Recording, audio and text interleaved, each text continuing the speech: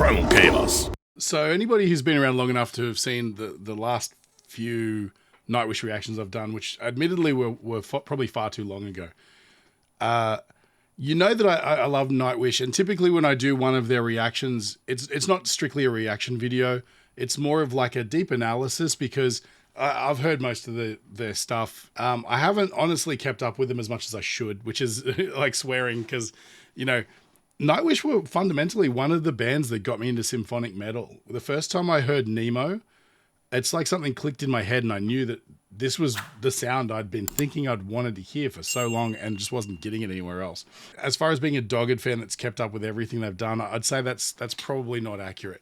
And it's not through anything other than, I think you go through phases, you know, like at one point in my life, Nightwish was exactly what I needed. And that lasted for a long time, many, many, many years. And then, you know, other things became a consideration. And anyone who knows the channel knows that for a long time, my love of music pretty much dropped off. And the saving grace of that was this very channel, bringing me back into it, making me force myself to explore music again. And again, finding my passion for it. With the news recently about Floor and her breast cancer battle, which, I mean, she's alluding to the fact that things are looking very, very good.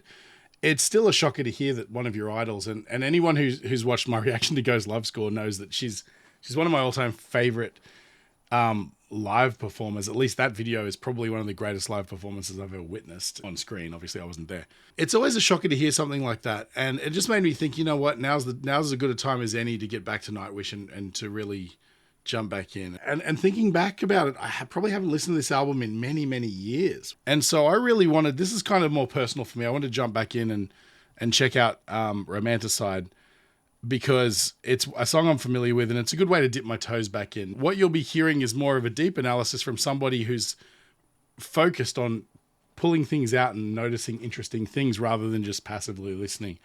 I'm going to jump right in. I've talked far too long, but before I do, I just want to say this video is brought to you in part by Enchroma. They make lenses for colorblind people like myself. I wear them every day. You know, if you're colorblind or you know someone who is, tell them Primal Chaos sent you. All right, let's jump straight in.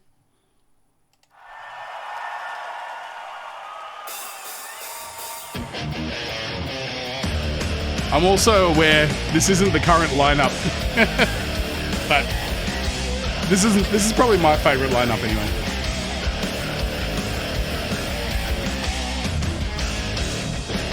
Yeah, Wacken, okay.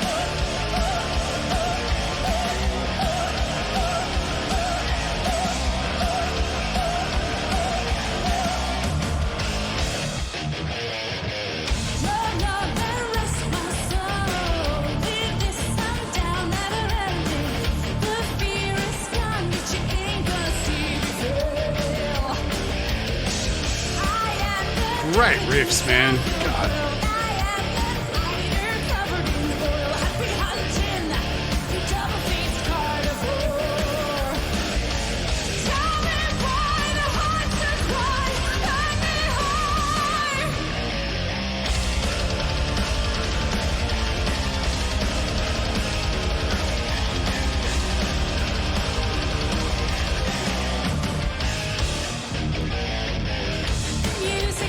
I don't think Empu gets enough credit for his riffs, man. That's just wall to wall, you know, and Marco, obviously, because they're complementing each other.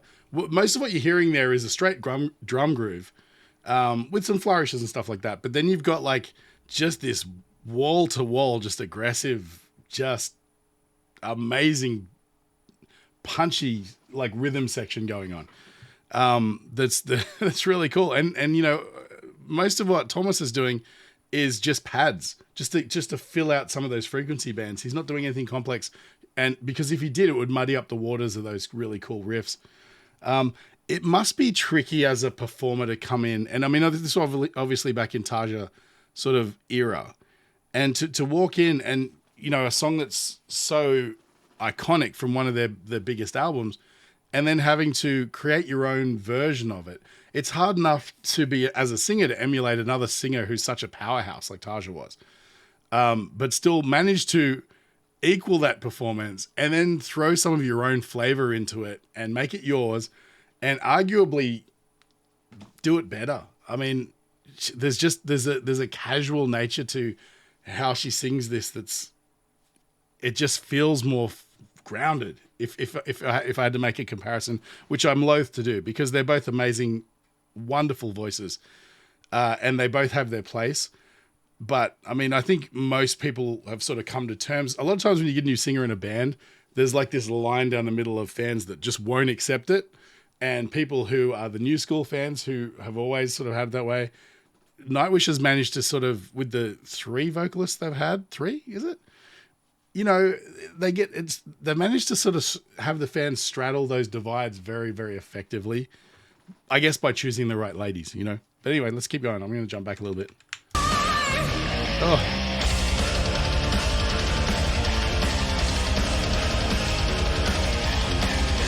Double kicks, baby.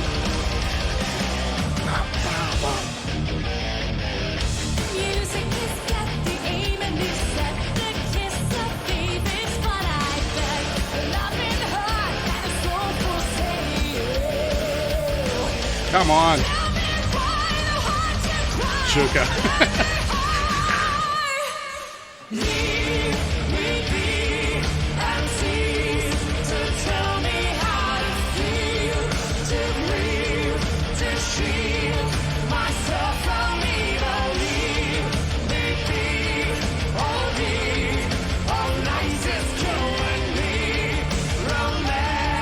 Ah, Marco's voice.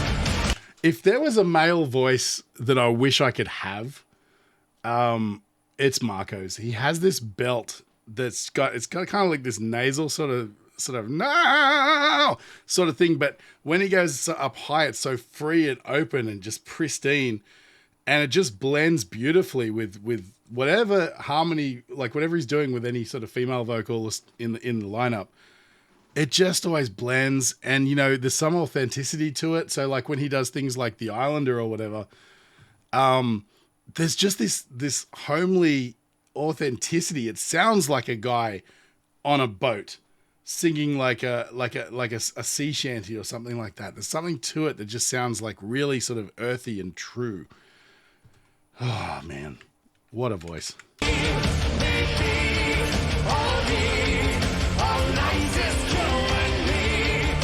Just enough grit to, yeah, you know.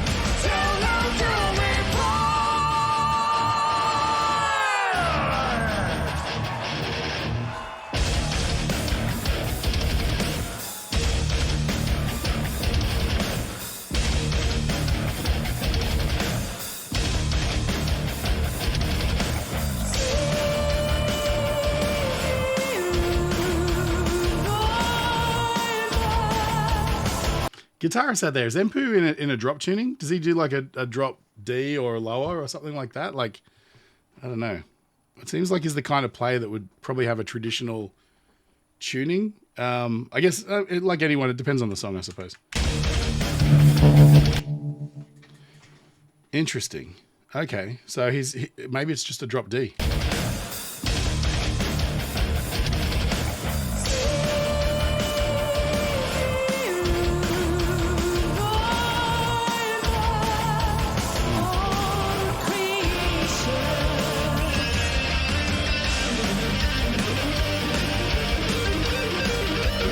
Come on.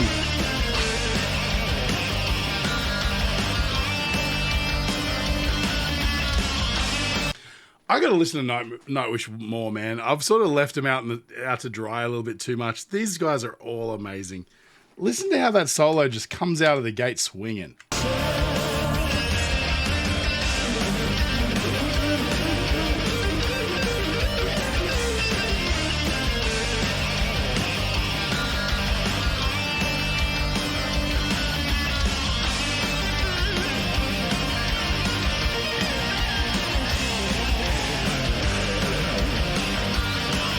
Come on. Very cool.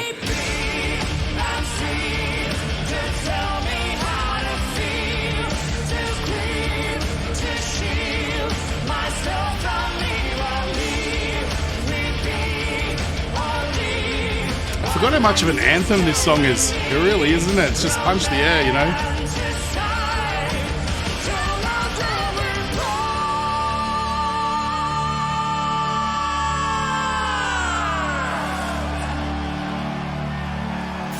Find me two voices that sound better together, man, honestly.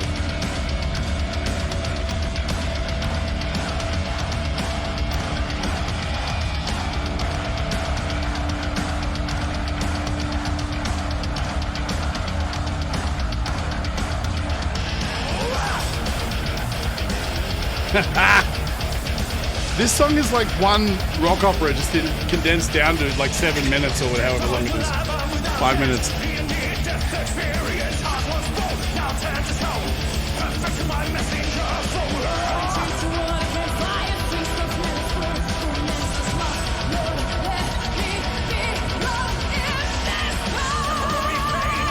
I'm sorry. Listen to that.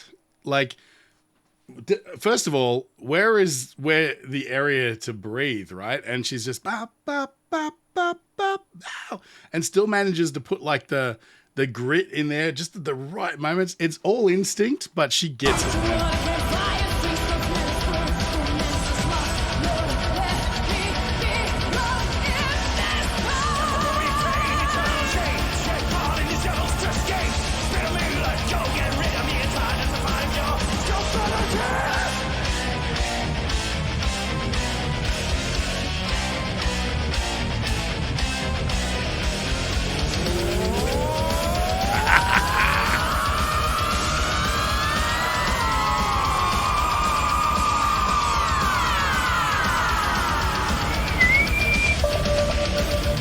Nice D.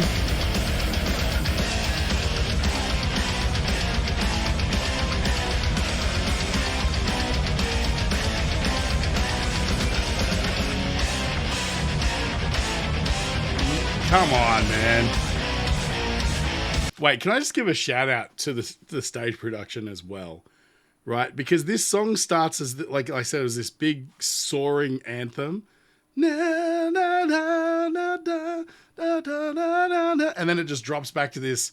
It's like suddenly you've just descended through the elevator to hell, and then boom, you've landed there, and now you got demons and just like chaos and swirling miasma of just rage, right? And then you've got like they visualize that by just changing the tone of everything. They got flames and fire and explosions and chaos. Man, I wish I could have been there.